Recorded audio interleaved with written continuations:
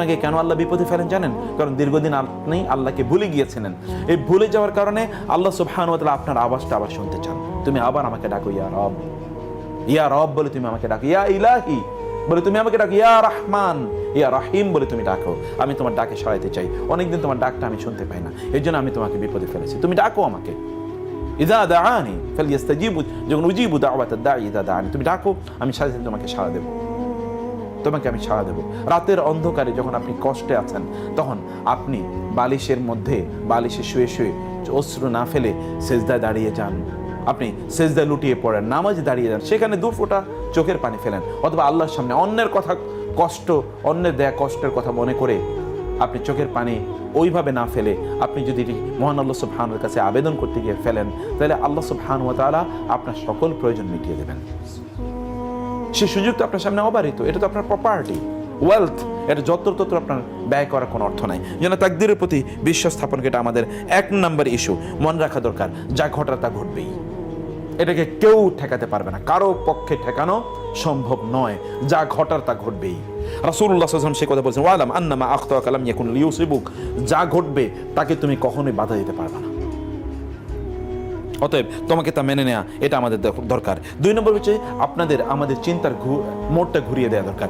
যেই জিনিসটা আমাকে পেরেশানিতে ফেলছে, সেই দিক থেকে আমার চিন্তার মোড়টা ঘুরিয়ে অন্য কোথাও আমাদের নিয়ে যাওয়া দরকার। যদি আমরা সেটা নিতে পারি, তাইলে কেবলমাত্র আমাদের দেখবেন যে আমাদের সমস্যার সমাধান হয়ে যাবে। রাসূলুল্লাহ সাল্লাল্লাহু আলাইহি ওয়াসাল্লাম বলেছেন, আপনাদেরকে এই কথা বলি, রাসূলুল্লাহ সাল্লাল্লাহু আলাইহি ওয়াসাল্লাম বলেন, মান জাআলা হুমুমা হাম্মান ওয়াহিদান হাম্মা আখিরাতি কাফাহুল্লাহু হাম্মা দুনিয়াহু ওয়া মান তাশাআবাত বিহিল হুমুমু ফি আহওয়ালিদ দুনিয়া লাম ইউবারিল্লাহু ফি আইয়ি আওদিয়াতিন হালাকা। কেউ যদি তার টেনশন কেবল একটা জায়গার মধ্যে নিবদ্ধ রাখে, নিবেদিত রাখে, তা কি আখিরাত, আল্লাহ সুবহানাহু ওয়া তাআলা তার দুনিয়ার সকল টেনশন দূর করে দেবেন।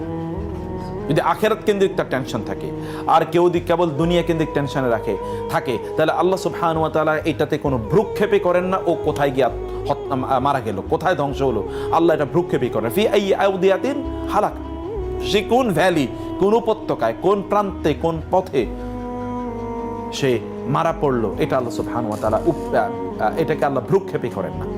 যেন আমাদের আখিরাত কেন্দ্রিক চিন্তাই কেবলমাত্র আমাদের সকল অ্যাংজাইটি, ফ্রাস্ট্রেশন, টেনশন এগুলোকে দূর করে দিতে পারে। 3 নম্বর কি, আপনার চেয়ে যাদের অবস্থা অনেক খারাপ, যেটা আমরা গত ইয়েতে বলেছিলাম, তাদের দিকে একবার তাকান, একটু অন্যের দিকে তাকান। আপনি কমপক্ষে আপনার এমন একটা প্রপার্টি আছে, একজন সালাফের কাছে একজন ব্যক্তি এসে বললেন যে আমার তো কোনো টাকা পয়সা নেই, আমার কিছু ভিক্ষা দেন। বলে ঠিক আছে, ভালো কথা, তোমার কোনো কিছুই নাই? বলে না, কিছুই নাই। বলে আচ্ছা ঠিক আছে ভাই, তোমার চোখ 2টা আমাকে দিয়ে দাও, আমি তোমার 1 লাখ টাকা দেবো। বলে এটা কোনো কথা বললেন? চোখ বিক্রি করে যায় নাকি? আচ্ছা ঠিক আছে, তোমার হাত 2টা আমার দিয়ে 2 লাখ টাকা দেবো। বলে এটা কোনো কথা বললেন? হাত দেয়, আমি আপনার কেটে হাত দিয়ে দেবো। বলে আচ্ছা ঠিক আছে, তোমার 2টা পা আমার কেটে দিয়ে দাও, আমি তোমার 1 লাখ টাকা দেবো। বলে না না, এটা সম্ভব না। বলে আচ্ছা ঠিক আছে, তোমার কিডনি 2টা আমার দিয়ে দাও, আমি তোমার 2 লাখ টাকা দেবো। এইভাবে তাকে হিসাব করতেছে। বলে আচ্ছা, তোমার এখন এই সম্পদ যা তোমার শরীরে আছে, এগুলোর দামেই তো আমি প্রায় 30-40 লাখ টাকা বললাম। তো তোমার নাই, তুমি কেমনে বলো? তোমার এখানেই তো বহুত প্রপার্টি আল্লাহ তাআলা দিয়ে দিয়েছেন, তুমি জাস্ট এগুলোকে কাজে লাগাও। তোমার তো আছে, তুমি কি নাই, কি বলছো? তুমি নাই কোথায়? নাই কেবলমাত্র তোমার কোথায়? মগজে নাই। সত্যিকার অর্থে সেটার এক্সিস্টেন্স আছে। সেজন্য আমাদের যেটি করা দরকার, তাহলে যে আমাদের চেয়ে যারা খারাপ অবস্থায় আছে তাদের দিকে আমাদের তাকানো। এটি রাসূলুল্লাহ সাল্লাল্লাহু আলাইহি ওয়াসাল্লাম 1500 বছর আগে আমাদেরকে বলে দিয়েছেন, যারা তোমার নিচে আছে তাদের দিকে তাকাও, তাদের দিকে তাকাও। যারা তোমার উপরে, তাদের দিকে তাকালেই তোমার ফ্রাস্ট্রেশন আরও বেড়ে যাবে। আল্লাহর উপর আমাদের ভরসা ইত্যাদি রাখা এবং আল্লাহর ব্যাপারে সুধারণা রাখা। আমি জানি না আমাদের আল্লাহর ব্যাপারে সুধারণা কতটুকু আছে। যারা কাফের, মুশরিক, মুনাফিক, এদের ব্যাপারে আল্লাহ তাআলা বলেছেন, আয-যান্নিনা বিল্লাহি যান্নাস সাউ আলাইহিম দাইরাতুস সাউ ওয়া গাদিবাল্লাহু আলাইহিম ওয়া লাআনাহুম।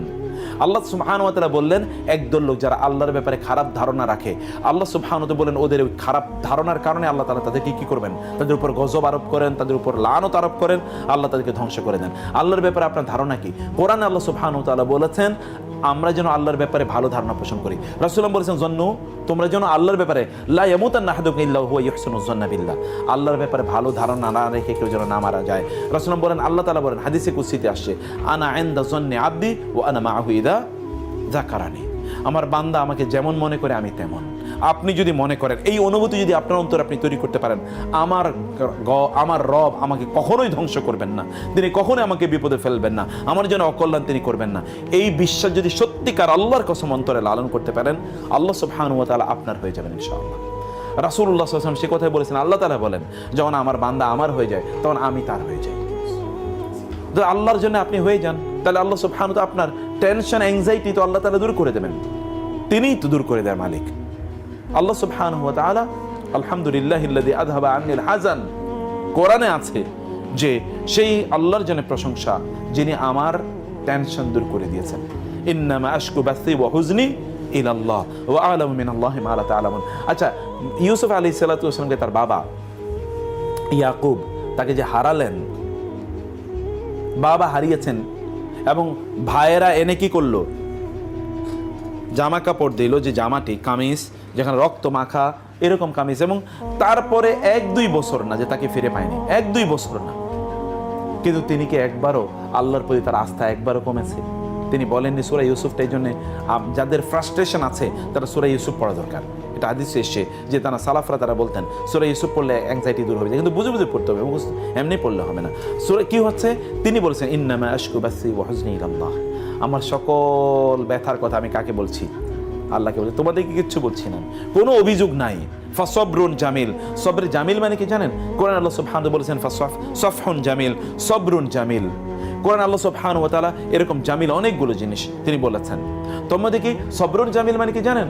সবরুল জামিল মানে হচ্ছে আপনি এমন ধৈর্য ধারণ করলেন যে এই ধৈর্যের যেই বিষয় ধৈর্য ধারণ করলেন এই বিষয়ে কারোর সাথে আলোচনাই আপনি করেন না, এটাকে বলে সবরে জামিল।